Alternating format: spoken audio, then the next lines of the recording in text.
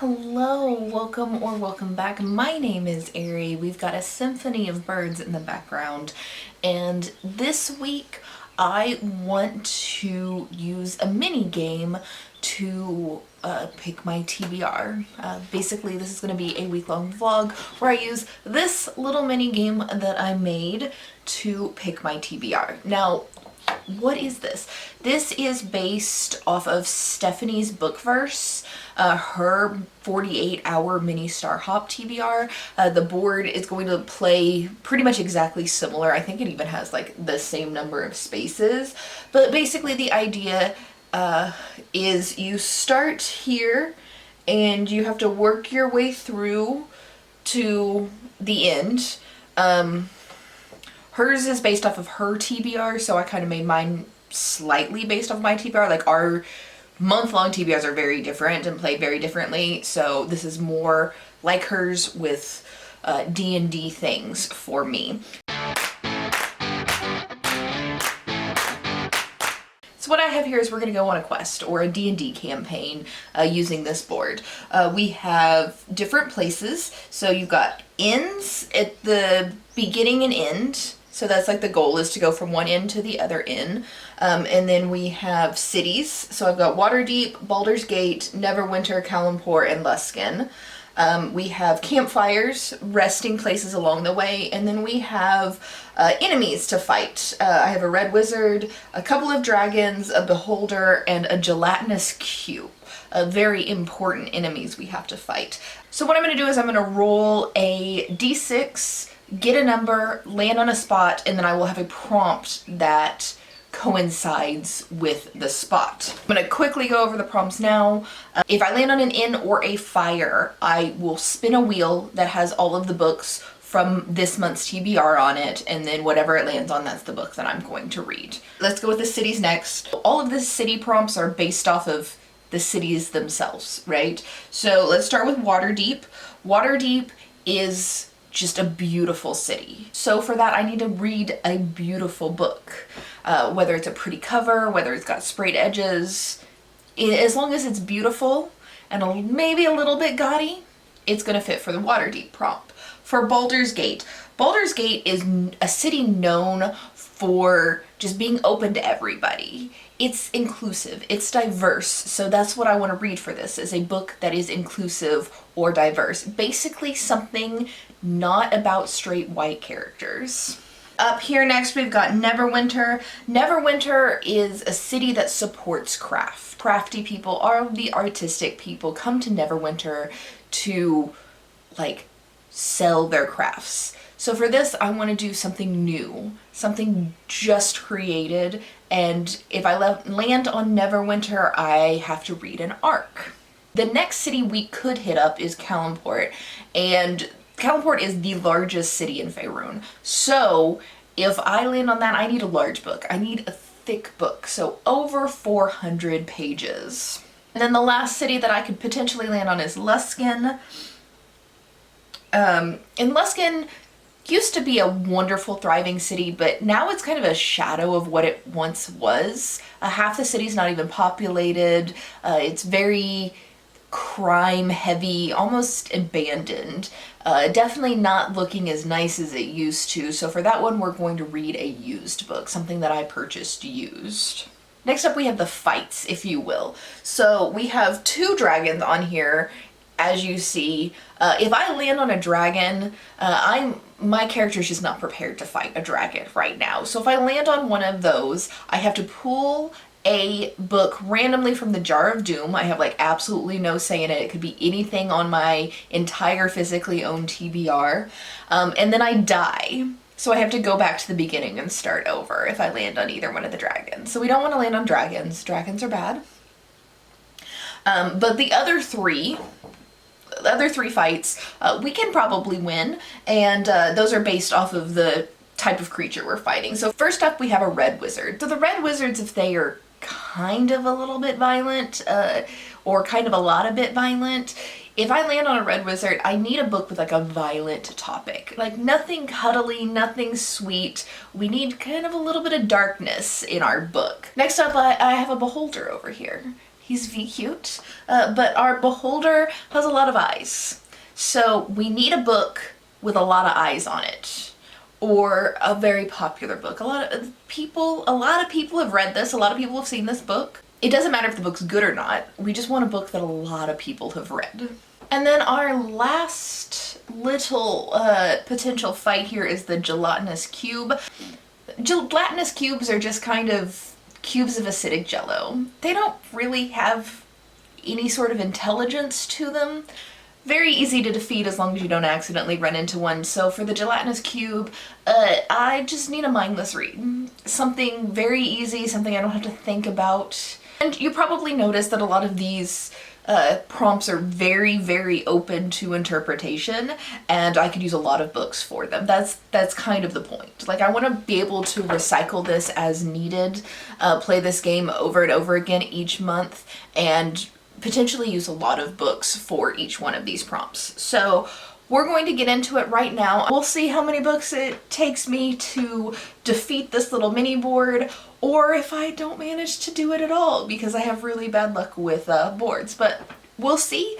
Let's move to a flat surface and start now. Okay, here we go. I have a D20 as our little person that's going to move through the board, and then we're going to roll a D6 to get the numbers. So let's see what our first one is. First is a 1. We're starting out very easy. We could have a lot of books if we keep rolling 1s, but we're starting with an N, which means we've got a wheel of TBR books for this month to spin. I have on my phone a wheel that has the TBR books that I haven't already read. Like, today is the 7th. I've read a couple of books for the month, but everything that I haven't read yet is on this wheel. There are 5 books left, and we're gonna spin this, but let me screen record first.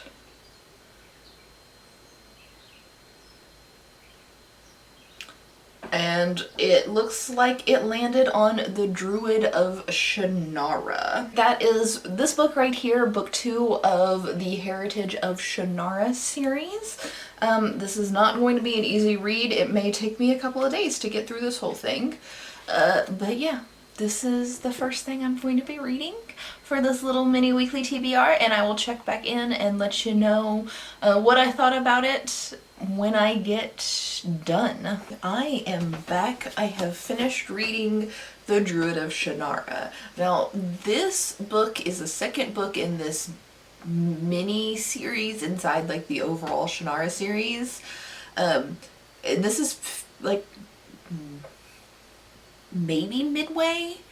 The series is like midway between all the Shannara books, I think. If not midway, then getting close to midway. So like, going over what exactly happened in this book is probably not going to mean a whole lot to most of you if you haven't read the Shannara. This series follows 4 of the Omsford children. You have Par, Colrin, and Walker Bow. They have all been given a quest, or various quests. Par and Cole have to retrieve the Sword of Shannara. Ren has to find the elves, and Walker Bow has to return the druids to the land. Because this is the Druid of Shannara. This particular book in the series mostly follows Walker on his quest to retrieve the Black Elf Stone, bring back Paranor, and bring back the druids. So, but it does have a couple of chapters from the others. This just is the majority Walker's quest. We also have chapters from Morgan Lay in here. He also is with Walker and like helping Walker on a quest. We have a new character in this book called the Daughter of the King of the Silver River. She is an elemental who is made by a fairy creature called the King of the Silver River, who kind of makes an appearance in all of the books. Her character made me uncomfortable. She was like always described as like stunningly beautiful, and any man who looked upon her would instantly fall in love. But something, like, they all wanted to possess her in various ways based off their personality. The serial killer guy wanted to murder her and like live that murder over and over for the rest of his life. And then Morgan, who's like a teenage kid, is like in love with her, and Walker like sees himself reflected in her. Different things like that. But just like the way that everybody who would come into contact with her for even a moment's time would like instantly sexualize her and want to possess her in some way, and like her magic caused that, but her magic like also stopped people from like, you know, sexually assaulting her, and they made sure to like imply a lot that her magic was keeping people from sexually assaulting her, which just made it creepy. Also, her love story with Morgan was super creepy because she's like a couple weeks old. She was fully formed as an adult being, but she's a couple weeks old. Ugh. So, while there are things that are good in this book, I like the story overall. There's still some icky, cringy stuff in here that didn't really do it for me. And that pretty much goes for all Shannara books so far. It is what it is. But let's roll and see where we get on the board now. Alright, roll number 2. Let's get a little bit further than another 1, maybe. A 3.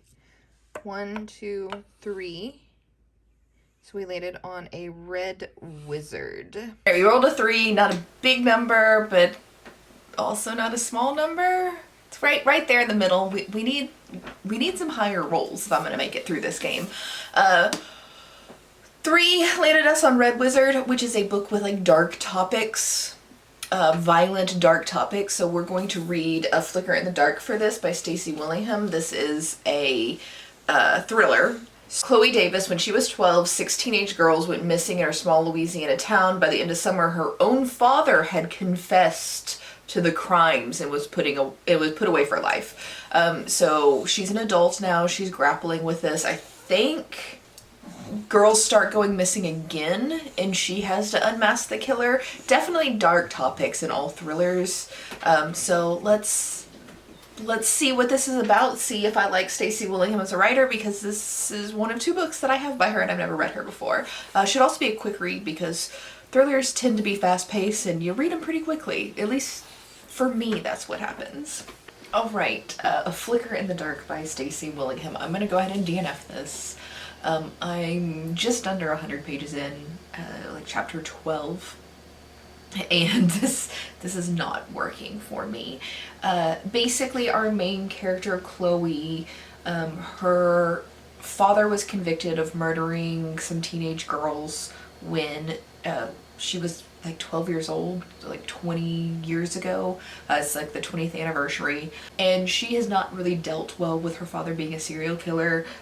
She's got a lot of mental health problems, which is, you know, fair and acceptable, but she's also like a psychiatrist, and that makes me super uncomfortable that she's supposed to be treating patients when she can't even get her own shit together. Like, not at all can get her own shit together. She prescribes herself prescription drugs under her fiance's name and is like illegally taking them.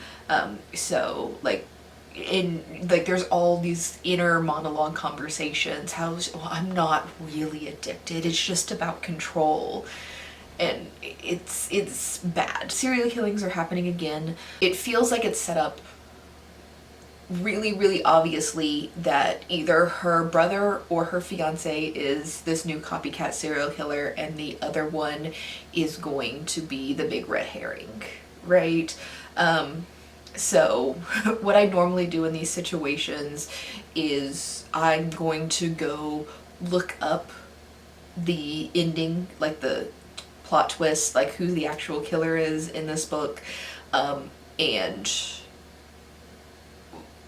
like decide if I want to finish reading it from there. So if you're seeing this clip, I went and looked up the plot twist and decided that it definitely wasn't worth my time to continue this book. knowing my luck, I'm going to find out some other things that are going to happen in this plot that are going to piss me off a lot, like miscommunication and cheating and stuff like that.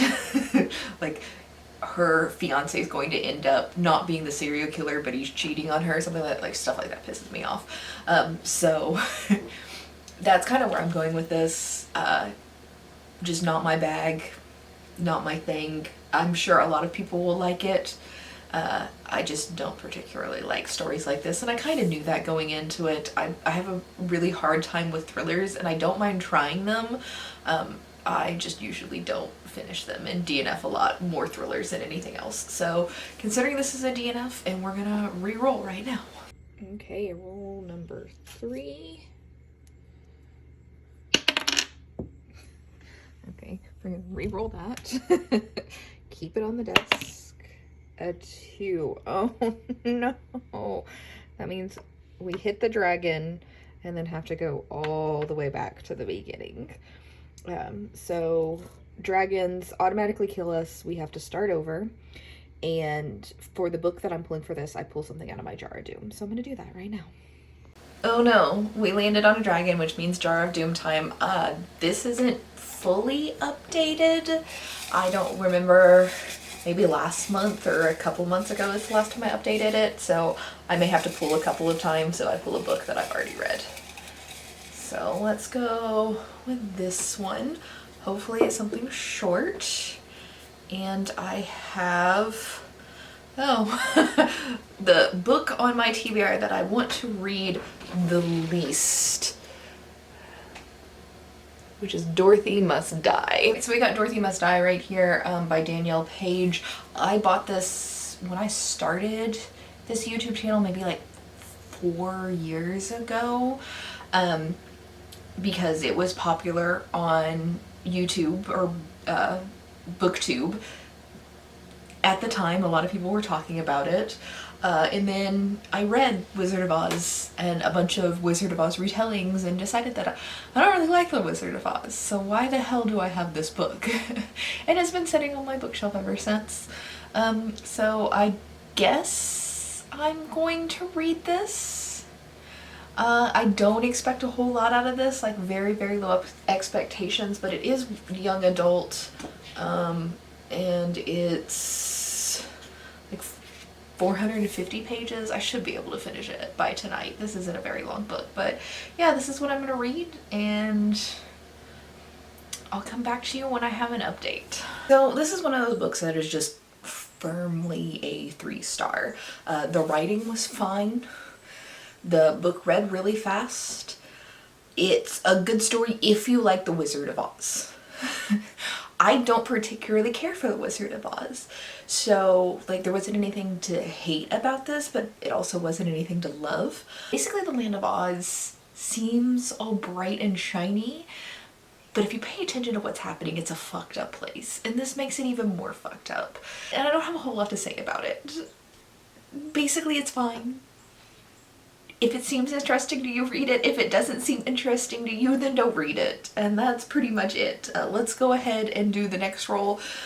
See if I can actually get anywhere on the board this time, since we had to start over. All the way back at the beginning again. 4. 1, 2, 3, 4. We're on the Red Wizard again, which means we need to read a violent-ish book. So we landed on Red Wizard again, and none of the books left on my TBR for this month really fit it. I could probably read Down Along with the Devil's Bones, but it's going to take a little while, so we're trying to get through this game. And we're still kind of really close to the beginning. So let's get something short, let's get something violent in here, and I'm going to read The Trees Grew Because I Bled There by Eric LaRocca. This is a short story collection, 8 stories of dark fiction, exploring the shadow side of love. These are tales of grief, obsession, control. I think all of those fit in with like the idea of a red wizard, so we're gonna read this one hopefully really quickly, and then we'll roll again and hopefully not get a 2. This was good. Most of the stories in here were like 4 or 5 stars, except for the last one. That gave me the ick. but I think it was supposed to give me the ick. My first experience with Eric LaRocca was a good one. I will definitely be reading more of their works. Very excited to find another horror author that I seem to like. So let's move on. Roll again. Okay, pretty much anything but a 2 will be good. A 3. 1, 2, 3.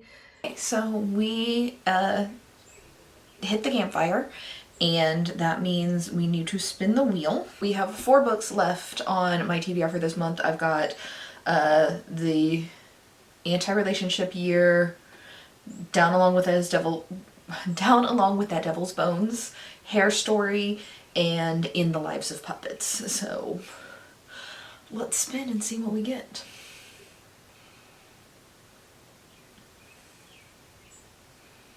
And it looks like the Anti-Relationship Year is what we get. This is the book I used to fill the Kindle Unlimited prompt this month, so I'll be reading it from my phone. It is the second in a, it's not really a series, it's more like companion novels that follow some of the same characters. I don't think it's very long, so hopefully I can get it done today and get at least one more roll in today. But yeah.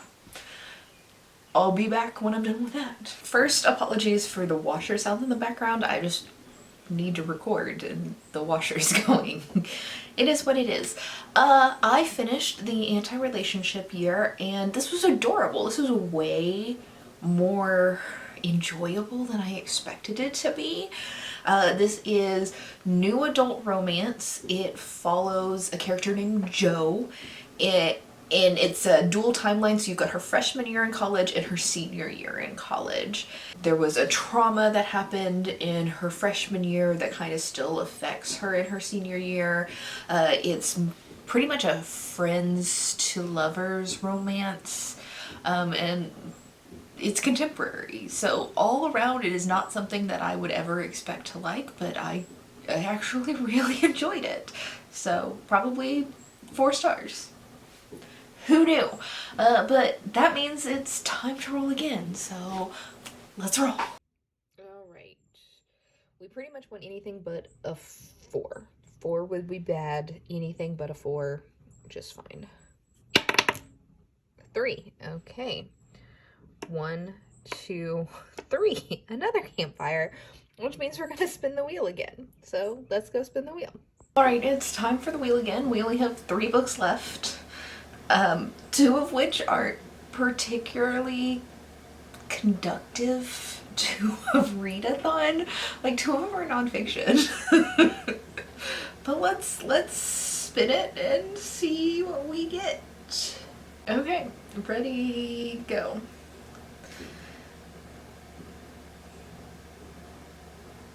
Okay, good. We got the 1 book in the Lives of Puppets that is actually good for a readathon. In the Lives of Puppets by TJ Klune. This is a longer, it's I think right over 400 pages, so it's kind of long, but it is fiction, so definitely readable. This may be the last book for today. I'm not sure. I may be able to finish it today, but I'm not positive. It is 4 p.m. right now, so I kind of have the rest of the day to read. But we'll see if I finish this today or if I need to carry it into tomorrow. I'll be back whenever I'm done. This is kind of a Pinocchio retelling.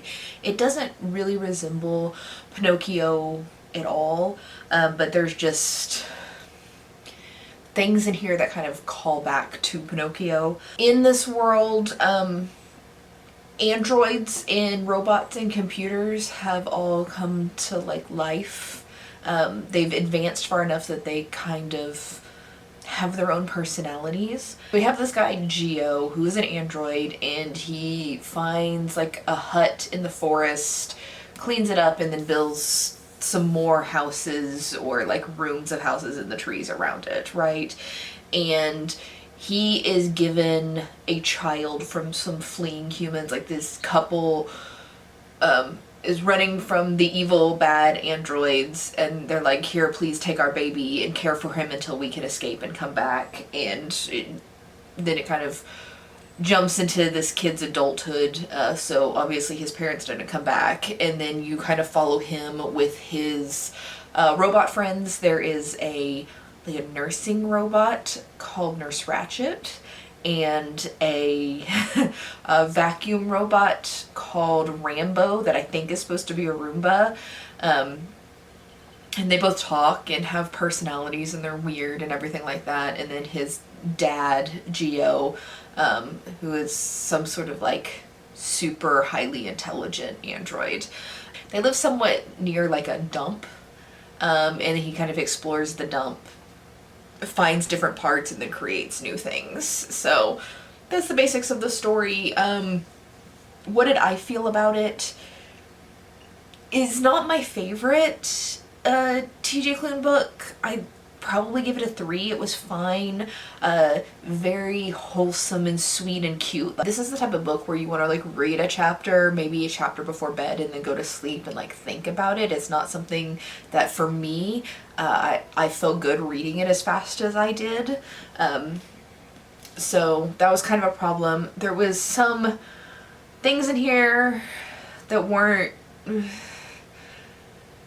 kind of gave me the ick, but not really. There's a lot of questions about like consent in here. Like, can a robot give consent? But there's no like sort of sexual consent in here because our main character is asexual, which I guess is great since he's the only human he knows. So I guess it's a good thing he's asexual because he ain't getting any from anybody. It's fine. Not my favorite. I'd still recommend it. Like, if it sounds good to you or you like TJ Klune's other novels, I wouldn't tell you don't read it. But I don't know that I'd be like, you have to read this. So let's move on and do another roll. All right, so we don't want a 1 because that would be bad. And then a 6 will get us to the end of the game. So no 1, anything else is pretty much fine. 5. So 1, 2, 3, 4, 5. Which puts us at the end of the game. Technically, we need to roll again for 1 more book after this to get us like off the board. But no matter what we roll next time, we'll get off the board. But this is spin the wheel again. I don't know. I think I managed to land on every single campfire in this entire thing, and that was not the plan. But at least I'm getting through my TBR very, very quickly. We have 2 spins left, or 2 books left. They're both nonfiction. I'm gonna spin, see what I get. I guess I should record first.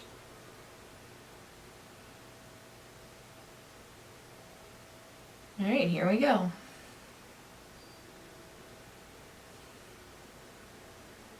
And it looks like we got Hair Story on here. All right, so this is Hair Story. This is nonfiction about black hair in America, basically from the time of slavery to modern times. I've been reading like a chapter a day, so I'm mostly finished with this. I think I've got 2 chapters left, so instead of a chapter a day, I'm gonna read 2 chapters right now. But I think this was written in the early 2000s based off of 2001 is when this was published, which you could just tell like by what they're talking about. So it's not really, like, it doesn't tell the full story, but it tells the story of like trials and tribulations of black hair from the time of slavery to 2000, like to the turn of the century. I have finished Hair Story. This is not about like how to style black hair or anything like that.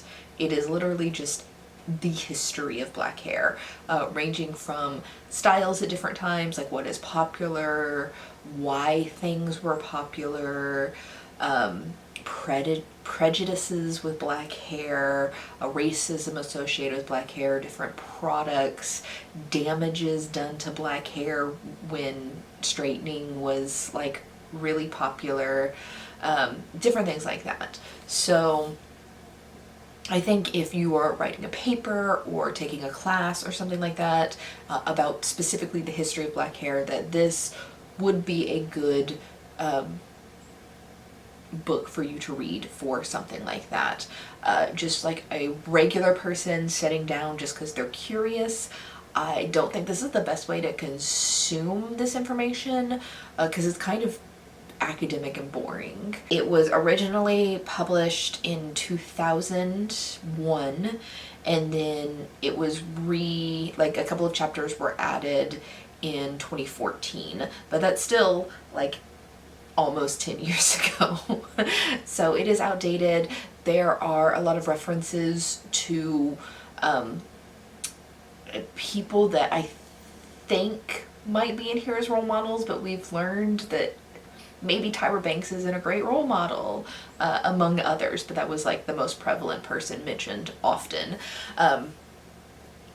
So yeah, dated, but for the right person or the right situation, very interesting. For me, there wasn't anything in here that I did not know. I've been on the journey of learning more about Black history for like 3 or 4 years now. So this, maybe if you were starting out on this journey, this could be something for you. But somebody who is like deeper into the journey, this is a very broad topic that doesn't really present anything new at this point for me specifically. But yeah, it was fine. Educational. Would I recommend it for everybody? No. Very, very specific recommendations on this one. Okay, that brings us to the final roll. It literally doesn't matter what I roll. We're done. I'm gonna go ahead and roll for, you know, visual sake, but we're on to the last book. All right, like I said, it doesn't matter. Hey, it's a 1. It still doesn't matter. Yay, we're done. So we are done, but that does not mean we are necessarily done with the reads. We are just done with those prompts. Now we have to go to the final wheel and get our final prompt. So the choice of prompts on here, there are 6 prompts. Jar of Doom, which is not a prompt we necessarily want. Series jar, which is another jar over here that's full of series. Free choice, which means I can choose whatever I want to read for my final book. No reading necessary, which means I really am done and I don't even have to read another book. My old TBR shelf, which is a TBR shelf I have over here that has all books that I have acquired in 2022 or earlier, and then the other prompt is the new TBR shelves, which is all the books that I've acquired in 2023. So let's see. I guess I need to record this. I keep forgetting to do that. Spin the wheel. What magic do we get? And I got the series jar. So let's go ahead and go over here and grab the series jar and see what series I will be continuing. I keep a spreadsheet of all the series that I started and haven't finished. And inside this jar, I have all of those series written out. And we'll just see what I grab. Some of these I want to read, some of them I really don't. But we're going to go with this one. And it is the Imposters series by Scott Westerfield. I do own a physical copy of the next book in that series, so let me go grab it. This is Shatter City, which is book 2 in the Imposters series by Scott Westerfield. I always liked the Ugly series by Scott Westerfield. Is it extremely problematic? You betcha. But I enjoyed it nevertheless. This is a much less popular series by the same author. I don't remember at all what happened to the first book. So yeah, we're just gonna go into this and read it, and I'll come back to you to finish off this video. Shatter City, I am done with this. I finished last night, but it was late and I didn't feel like recording. So This is the second book in the Imposters series by Scott Westerfield, which is set in the same universe as the Uglies series. This is just years afterwards and doesn't include like Tally Youngblood or any of the main characters from the Uglies series. So this basically follows two girls. What are their names? I forgot already. Frey and Raffi. They are twins, identical twins. Raffi is the heir to the city her father controls. He's a despotic leader. And Frey is the spare. She is Raffi's bodyguard. She's her body double. The world doesn't know that there's two girls. They think there's only one. And their father's basically evil, trying to overthrow other countries around theirs, and their job or their goal or whatever is to overthrow their father, take him out of control, whatever. This series is okay. It's very forgettable, but it's very easy to get back into once you start reading again. So, like, it's a firm 3 stars. It's definitely readable, definitely a quick YA dystopian brainless read if that's what you're into like I am. This is the stack of books. Quite a lot of reading done for this week playing this little game. Very fun. I enjoyed it. I hope you guys enjoyed it a lot. It is the 12th when I am recording this clip, and it's not even halfway through the month, and I only have 1 book left on my Dungeons & Book TBR for the month. So I guess it's just free reading for the rest of the month. I'm not very good at free reading. Let me know what you thought about this little mini week-long TBR game if you want to see me do this more often. I had a lot of fun, and shout out again to Stephanie for the idea of this that I basically just yoinked. I appreciate your ingenious work that I kind of just copied. Anyway, thank you all for being here. I will see you in the next video. Bye.